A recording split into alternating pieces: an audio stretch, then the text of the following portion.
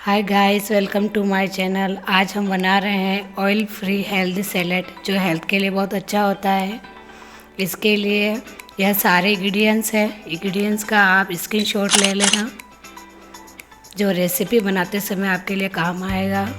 एक बड़ा बाउल लें, उसमें अंकुरित किए हुए मूंग और चने डालें और स्वीट कॉर्न को भी डाल दें। इसके साथ ही जो ड्राई फ्रूट्स और मसाले हैं वह भी इसी बाउल में डालेंगे और फिर नींबू का रस डालेंगे। इसके बाद बारीक कटे हुए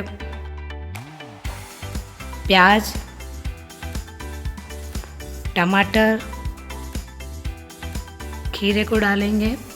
वेज आप अपने हिसाब से घटा या बढ़ा सकते हैं। सभी को अच्छे से मिक्स करेंगे। जब आप इस सैलेड को बनाकर खाएंगे तो आप इसे बहुत लाइक करेंगे। लाइक से याद आया, वीडियो को भी लाइक कर दें। अब सर्विंग प्लेट में हम इसे सर्व करेंगे और बाउल में भी रख सकते हैं। मैं यहाँ प्लेट यूज़ कर रही हूँ। चैनल को सब्सक्राइब करना ना भूलें। गार्निश के लिए ऊपर से हरे धनिया पत्ती लगा देंगे।